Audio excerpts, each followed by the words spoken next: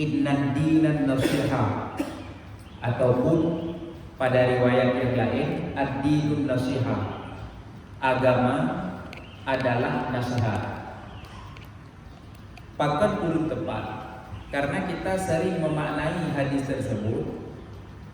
Makna agama nasihat adalah saling nasihat menasihati, mengingatkan saudara kita dengan lidah. Jadi tapurno saudara-saudara kita nyo drone benar semaya, drone benar puasa. Nyo makna hadis agama adalah nasihat menurut kita nyo. Memang kita nyo memang dianjurkan untuk saling nasihat menasihati dengan lidah. Tetapi yang ingin Don sampaikan, makna dan kandungan daripada hadis ini tidak hanya terbatas pada nasihat dengan lidah, tetapi maknanya lebih umum. Bahkan Tengku Hanjit tabuh makna agama nasihat. Nasihat tersebut adalah nasihat dengan lidah pental. Bahkan Hanjit tabuh makna mana? Karena Tengku bunyi keseluruhan hadis tersebut, sesungguhnya agama adalah nasihat. Bagi siapa nasihat itu? Bagi Allah. Nyan makna, nyan bunyi hadis ke depan. Bagi siapa nasihat itu? Bagi Allah. Jadi menyomakna nasihat inan tentu adalah tamu pegah-pegah, tapi ingat-ingat ulun, man kiban ke makna nasihat kepada Allah. Maksud apa makna mana? Agama adalah nasihat. Makna nasihat berarti kita nyo tapi ingat saudara. Drone baik ni dia udah, drone harus bertegar di ibadah. Jadi bunyi hadisnya ke depan, kepada siapa nasihat itu? Kepada Allah. Kakak katanya payah tapi ingat Allah. Drone Allah baik mana? Ya, drone Allah baik mana? Yang menyotabuh makna hadis tersebut nasihat yang laginya. Jadi kiban teman-temanku tabuh makna hadis tersebut yang lebih lengkap. Inna dinan nasiha, agama adalah nasihat. Kata Imam An-Nawawi rahimahullah, makna nasihat pada hadis tersebut adalah hiyazatul hadhi. Dalam bahasa lain bisa kita maknai yaitu menunaikan kewajiban.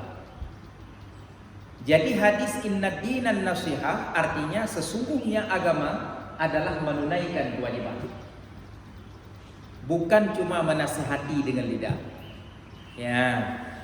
Sebahagian ulama berpendapat makna nasihat itu adalah diambil daripada kata nasahar rajulu saubahu, yang bermakna seorang laki-laki menjahit pakaiannya.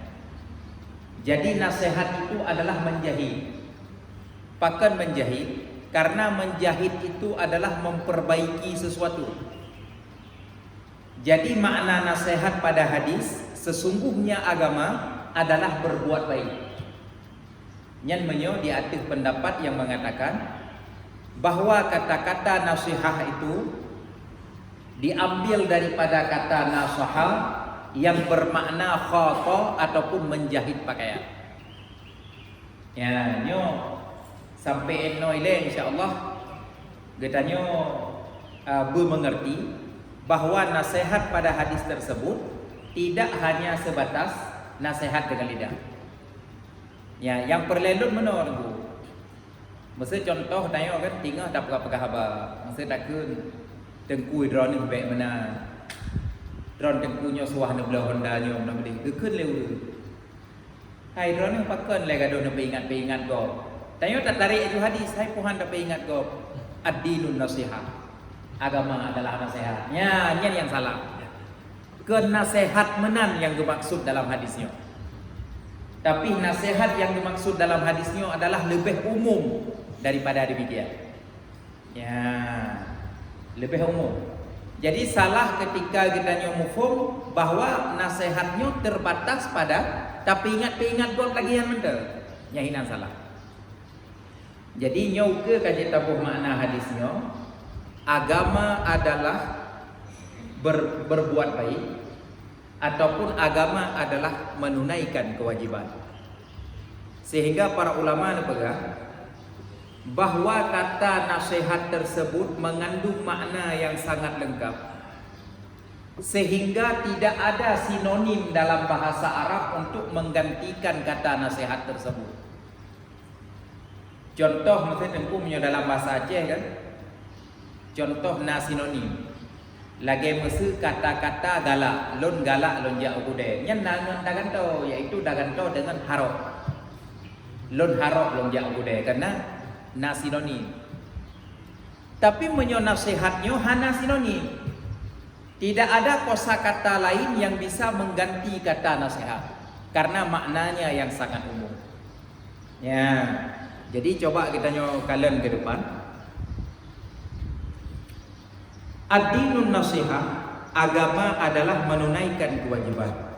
Kepada siapa kita tunaikan kewajiban tersebut? Lillahi, yang pertama, menunaikan kewajiban itu adalah bagi Allah. Bagaimana menunaikan kewajiban bagi Allah? Bil imani bihi wa nafyi syariki, yaitu dengan beriman kepada Allah Subhanahu wa taala dan juga beriktikad bahwa Allah Subhanahu wa taala tidak punya sekutu. Tidak ada zat yang serupa dengan Allah. Dan Allah Subhanahu wa taala juga tidak tersusun daripada zat-zat yang lain. Jadi baik dapagah Allah majaro, Allah megaki dan lain-lain. Kemudian wa wasfuhu bi jami'i sifatil kamali. Kita harus mensifatkan Allah dengan sifat yang sempurna. Jangan mensifatkan Allah dengan sifat-sifat yang tidak layak pada Allah. Di antara yang tidak layak pada Allah menurut i'tikad Ahlussunnah wal Jamaah adalah mengatakan bahwa Allah Subhanahu wa taala itu berada di atas arasy. Ya, yang termasuk mensifatkan Allah dengan yang tidak layak kepada Allah. Menurut kita Kenapa demikian? Karena bila kita mengatakan Allah Subhanahu wa taala berada di atas arasy, berarti Allah tidak di bawah. Ya kan? Jadi arasy, Allah berada di atas arasy. Kalau kita mengatakan Allah di atas, berarti tidak di bawah. Jadi Allah Subhanahu wa taala tidak meliputi kita karena terbatas di atas, tidak di bawah. Jadi saudara-saudara kita tentu yang mengatakan Allah di atas arasy, mereka itu di sisi yang lain tidak berani mengatakan Allah di bawah arasy. Mana tentu kejadian nasidra urang getanya Mbak Sidra Syekh di Arab. Wahai Syekh, ketika Allah Subhanahu wa taala turun ke dunia pada sepertiga malam, yaitu di malam nisfu Sya'ban, apakah Allah Subhanahu wa taala kemudian berada di bawah arasy? Jawaban Syekh tersebut, kita tidak berani mengatakan demikian. Ya, betul. Jadi mereka itu tidak punya pendirian. Di saat mengatakan Allah berada di atas arasy, berarti arasy itu kan di bawah Allah. Arasy itu di bawah Allah. Tapi di saat mereka mengatakan Allah turun ke dunia, mereka tidak berani mengatakan arasy itu di atas Allah. Nyohino tengku rancu, tidak cocok i'tikad yang mengatakan Allah di atas arasy, betul-betul lagi kita peduk kepiyah di atas lemari. Ya, maka oleh karena demikian Ahlussunnah wal Jamaah tidak berpendapat demikian. Ya, makna Allah Subhanahu wa taala di atas arasy adalah bahwa Allah Subhanahu wa taala menguasai arasy tersebut. Allah dekat dengan arasy sebagaimana Allah juga dekat dengan kita.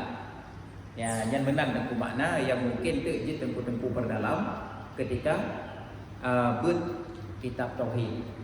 Kemudian menunaikan kewajiban kepada Allah Subhanahu wa taala adalah dengan taat kepada Allah Subhanahu wa taala dan menjauhi maksiat-maksiat. Artinya apabila kita bermaksiat kepada Allah Subhanahu wa taala, berarti kita belum bernasihat. Karena makna nasihat adalah menunaikan kewajiban. Jadi supaya kita nyobi tamang dalam hadisnya, agama adalah nasihat, tidak boleh bermaksiat kepada Allah Subhanahu wa taala. Yang teku makna nasihat bagi Allah. Kemudian lanjutan hadis tersebut, wali kitabihi. Agama adalah nasihat bagi kitab Allah. Kiban makna nasihat bagi kitab Allah? Ay bil imani bi anna kalam Allah wa tanzilahu la yushbihuhu syai'un min kalamil khalqi. Beriman bahwa kalam Allah Subhanahu wa taala dan juga cara Allah menurunkan Al-Quran tersebut tidak serupa dengan sesuatu daripada kalam makhluk, dan tidak ada yang mampu di atas seumpamanya oleh seseorang pun daripada makhluk. Jadi para hadirin sekalian, kita harus mengiktikadkan bahwa Allah Subhanahu wa taala menurunkan Al-Quran kepada kita, yang isi kandungan daripada Al-Quran tersebut adalah merupakan sama dengan kalam Allah yang ada pada azal. Jadi Allah Subhanahu wa taala menurunkan Al-Quran melalui Jibril kepada Nabi Muhammad sallallahu alaihi wasallam. Kemudian oleh Nabi Muhammad sallallahu alaihi wasallam menyampaikan kepada getanya berbandu. Tegur-tegur sekalian, mengenai turun Al-Quran, mengenai huruf-huruf dalam Al-Quran, nyo nak khilaf para ulama. Sebahagian ulama berpendapat Allah Subhanahu wa taala sendirilah yang menciptakan huruf tersebut, diberikan kepada malaikat Jibril, kemudian disampaikan kepada Rasulullah. Jadi Allah langsung yang pegang huruf. Bak sabah pendapat. Tapi bukan berarti Allah Subhanahu wa taala berbicara menggunakan huruf, bukan. Allah menciptakan huruf. Sebagaimana Allah Subhanahu wa taala tentu gepegat gedanya, menan ke Allah ne pegat huruf-huruf Al-Quran, kemudian gepetan kepada Jibril, oleh Jibril disampaikan kepada Nabi Muhammad sallallahu alaihi wasallam. Nyan bak sabah pendapat. Pada pendapat yang lain, Allah Subhanahu wa taala berkalam dengan Jibril dengan kalam Allah yang qadim. Kemudian malaikat Jibril lah yang membuat huruf-huruf tersebut. Jadi malaikat Jibril ketika disampaikan kepada Rasulullah sallallahu alaihi wasallam, nyo adalah menggunakan huruf-huruf. Yang huruf tersebut adalah daripada malaikat Jibril. Yang bak pendapat yang kedua. Menyebab pendapat yang pertama dulu, Allah sendiri yang menciptakan huruf tersebut, kemudian disampaikan kepada malaikat Jibril, dari malaikat Jibril kepada Rasulullah SAW, dan terus bak kedai orang. Tapi itu baik salah faham. Baik itu berarti Allah Subhanahu wa taala nak pakai apa pakai huruf ke? Kanya. Allah menciptakan huruf. Sebagaimana Allah menciptakan kita, begitulah Allah menciptakan huruf, kemudian disampaikan kepada malaikat Jibril, dari malaikat Jibril kepada Rasulullah. Ya, jadi nyana berbeda pendapat ulama mengenai turun Al-Quran. Kemudian nasihat bagi Al-Quran juga adalah tilawatuhu haqqa tilawatihi, membaca Al-Quran itu dengan sebenar-benar bacaan. Membaca Al-Quran dengan cara yang benar, harus benar tajwidnya, harus benar makharijul hurufnya, jangan tertukar antara sin dan shad. Nyo bak ditanya alhamdulillah na abi muslim, nyo tengku-tengku harus mengambil kesempatan besar untuk belajar tajwid yang berlebih halu. Ya. Jadi kita belajar tajwid lagi tanya tengku yang huruf-huruf yang keluar daripada mulut kita nyo berlebih halu, baik kasar. Di antara lain saya ingat lontuan menyo urang Aceh yang gasa watai baca huruf yaitu huruf ta. Nyo huruf ta urang Aceh mandung gasa. An'amta itu, an'amta. Jadi ta gasa. Tapi menyo dengar bak kari-kari kan tanya halus baca ta baca tak kan? Ya kan? Jadi nyo tengku harus ta baca betul. Yang pertama sekali baik membuka huruf, kemudian tak usahakan iaitu makhraj getanyo berlebih halu menyokeun urang jamun menyosin berdesi ada. Ya, nyo kesempatan karena na guru tajwid bersama getanyo. Ya, hana mandum gure tengku haluh di bidang tajwid. Ya. Kemudian yang sangat penting kita perhatikan hari ini adalah ketika rapat tastafi di Relut, Abati Nibong mengatakan bahwa anak-anak kita sekarang ini ketika mendaftar ke Dayak, mereka itu tidak pintar baca Al-Quran. Nyo tengku tak berat payah kesemiti.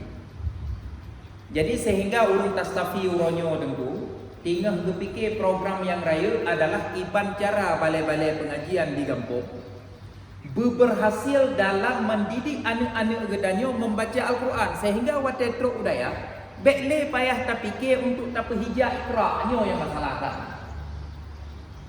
Nyo tengku hana payah tak setet so yang salah gedanyo sama-sama harus terperbaiki. Kamu-kamu di balai pengajian insya-Allah akan berusaha supaya anak-anak kita nyo mampu baca Al-Quran. Cuma tengku harus bantu sih karena lu perhati menurut nasabah balai pengajian. Nyo di antara penyebab pakai anak tayo hanya baca Al-Quran. Nasabah balai pengajian. Murid yang terdaftar 150. Yang hadir setiap malam 50. Cuman getuka-tuka ngon. Lagi kalir ke pegat jadual. Malamnya kajak akah nak bujak lu.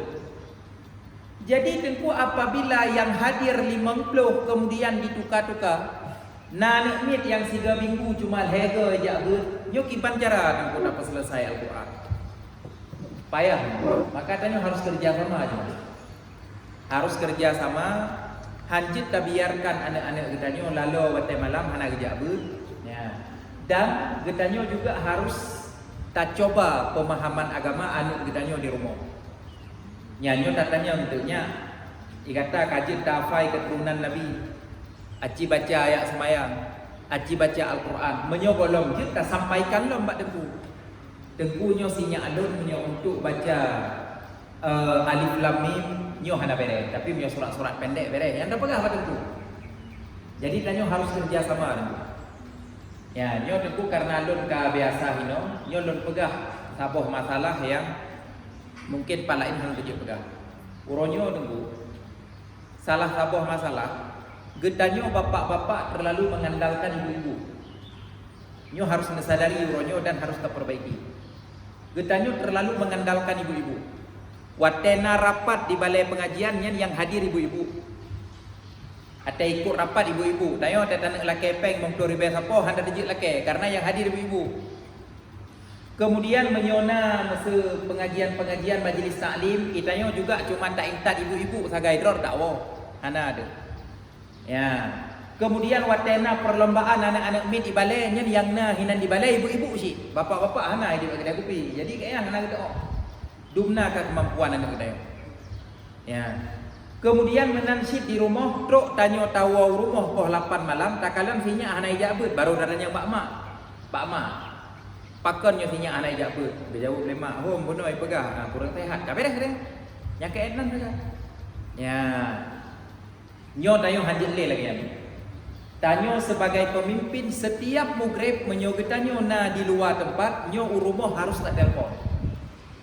Kiban sinya naik jabut. Ya, be home dan mak aina. Hai kiban ni ron hanan wa mugrib nyo sinya kiban tu so indak home dan mak aina nyo nagik tak kena. Nyo hanan kan pegat teman. Nyo hanjit le tayo lagi ni. Ya. Ayah yang paling bertanggung jawab. Nyo ke harus tak selesaikan anak-anak kita yang mandum harus dia baca Al-Quran. Bayangkan lagi. Zaman ber di rumah hurung Tuhan. Phone anak agam, lehbet anak agam kemudian turn anak inam. Tapi hurung ramai dia baca Al-Quran. Nyo jino tengku metode pembelajaran Al-Quran luar biasa. Nyo hidih tu na TPK meno, hidih na TPK IT. Ya kan? Hidih na balai pengajian terpadu. Kumla kan metode belajar Al-Quran. Tapi hanak mi ramai yang hanjit baca Al-Quran. Yang harus tak fikir ibadah. Lun selaku pimpinan balai pengajian dan juga temu-temu selaku ayah-ayah hanak mi, nyo harus tak selesaikan. Ya, be ada getes hidayah membaca Al-Quran tentang hanjir. Kiban tidak kubur, kita mentanda kereta. Kemudian selanjutnya, wali rasulihi. Nasihat adalah bagi Rasulullah. Bagaimana nasihat bagi Rasulullah? Yaitu beriman dengan apa yang dibawa oleh Rasulullah. Segala yang dibawa oleh Rasulullah itu harus kita yakini, harus kita imani. Kemudian wa nasyri sunnatihi, menyebarkan sunnah Rasulullah. Katanya harus menyampaikan sunnah Rasulullah semampu katanya. Apa-apa saja yang kita tahu bahwa itu adalah sunnah Rasulullah, nyo harus tak sampaikan kepada orang lain, harus tak sampaikan kepada saudara-saudara kita. Kemudian wa ta'addub bi adabihi, beradab dengan adab-adab yang telah diajarkan oleh Rasulullah SAW. Ya, katanya harus bersikap baik, sopan santun, tata krama, sebagaimana yang kali kita nyebut bagi kitab-kitab tentang bagaimana akhlak Rasulullah SAW. Ya, walaupun tentu menyentuh 100% lagi Rasulullah SAW, tentu katanya han mampu. Kata Imam Al-Ghazali, seandainya orang kafir ketika melihat Rasulullah, dia benar-benar berpikir tentang bagaimana Rasulullah itu, maka orang kafir itu pasti akan masuk Islam. Masa kan gekalan mentang Rasulullah, gekalan mentang kiban kehidupan Rasulullah, kiban dalam berpegahaba dengan orang lain, kiban dalam menghargai orang lain. Nyan menyuitem kalan le kafe di simiki begat, nyan mentang kasep untuk ditamang Islam. Nyan ban tengku keagungan Rasulullah SAW. Kemudian wali a'immatil muslimin, kita juga harus bernasihat, yaitu menunaikan kewajiban bagi pemimpin-pemimpin kaum muslimin. Siapa pemimpin kaum muslimin? Khulafaur Rasyidin, pengganti Rasulullah, dan juga wa ghairuhum, selain mereka itu daripada pemimpin-pemimpin kita yang mengurus dengan urusan kaum muslimin sampai saat ini. Jadi kita harus bernasihat dengan mereka, artinya menunaikan kewajiban. Di antara lain adalah bimuawatihim 'alal haqqi, menolong mereka di atas kebenaran. Saling tolong-menolong di atas kebenaran dengan pemimpin kita ya. Wa tazkirihim birifqin, dan juga mengingatkan pemimpin kita itu dengan cara yang lemah lembut. Ya. Jadi tentu pemimpin je tapi ingat, tapi dengan cara yang lemah lembut. Karena pemimpin tersebut tidak akan jatuh jabatannya walaupun dia fasik, selama tidak memerintahkan dengan kekufuran. Kita wajib taat kepada pemimpin kita walaupun beliau fasik. Yang penting dia tidak memerintahkan dengan kekufuran. Tapi mesti contoh, diperintahkan ditanya untuk tinggal sembahyang, nyan deku hanjit taat. Ya. Nyo mesti pemimpin kitanya ke depan kepegah urut Islam hanjit li sembahyang. Ada ke sembahyang, harus ke sembahyang di dalam rumah, hanjit deu. Ya, pakon menang karena nanti mengganggu agama lain, mesti nyan tengku hanjit taat. Sedangkan menurut kitanya, bak pendapat yang kuat sembahyang jamaah adalah fardu kifayah. Ya, nyan menyona perintah-perintah yang lagi ya, nyan hanjit taat. Tetapi selama pemimpin tidak memerintahkan dengan kekufuran, nyan tanyo tengku wajib taat. Apabila kita mengingatkan pemimpin tersebut, harus dengan cara yang lemah lembut. Ya, nyo ke nur ngaceh zaman tengku ulia bu mate ranting be peta. Ya. Karena apabila kita nyo tak cela pemimpin Islam, ada egoknya mesti pasek kan, lagi-lagi pasek tanyo si ke mana? Pemimpin Islam menyogitannya tak cela dengan bahasa-bahasa yang mengarah seolah-olah pemimpin tersebut tidak sah, atau seolah-olah pemimpin tersebut adalah kafir. Ini berbahaya, menyebabkan peperangan. Mesti contoh bahasa-bahasa kan, ayo kita berjihad meninggikan agama Allah untuk melawan pemimpin. Nyo sebahagian orang di bawah berfikir pemimpinnya kafir, jeta berjihad untuk tapoh mati pemimpinnya, nyo yang bahaya. Sehingga akan timbul pemberontakan-pemberontakan. Sedangkan kata Imam Malik radhiyallahu an, pemimpin yang fasik itu lebih baik ketimbang perang yang tidak selesai. Ya, lagi nekalan Syekh Ramadan Al-Buti awai sabi yang ingat untuk baik mau perang. Tapi hurunnya mau perang aju, bahkan sampai Syekh Ramadan Al-Buti meninggal katanya karena bom, benar? Ya. Jadi makanya para hadirin berbahagia, katanya harus tertempuh dari jalur yang sangat lembut. Tapi bila pemimpin memerintahkan katanya dengan kekufuran, nyan tempu tadang bekal ya, nyan kibat yang enggak arahkan oleh ulama akan dilakukan. Kemudian wa du'a'u bisalahihim, berdoa dengan kebaikan mereka itu. Katanya harus berdoa, ya Allah, nabi kesehatan kepada pemimpin kamu, nabi pemimpin kamu bermampu kebimbing kamu untuk jalan kebenaran sesuai dengan yang diperintahkan oleh Allah di dalam Al-Quran dan yang diperintahkan oleh Rasulullah di dalam hadis. Kemudian yang terakhir, wa ammatihim, bernasihat dengan kaum awam daripada manusia. Ya, yaitu bi irsyadihim lima yuslihu ukhrahum wa dunyahum, dengan cara menunjukkan kepada mereka hal-hal yang baik untuk akhirat mereka dan juga untuk dunia mereka. Kemudian wakaful adza anhum, menahan menyakiti, jangan menyakiti tetangga, jangan menyakiti saudara-saudara sesama Islam. Wasitru auratihim, dan juga menutup malu mereka, menutup aurat mereka.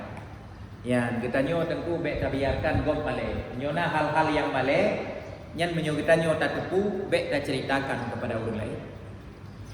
Kemudian begitu juga di antara nasihat kepada kaum muslimin adalah amar ma'ruf nahi munkar.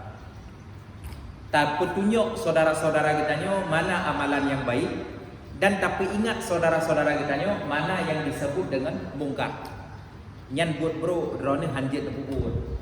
Ya, cuman tentu jinosiat menyo untuk melarang kemungkaran, menyo untuk melarang kemungkaran, menyo di Indonesia pada umumnya sulit diterapkan.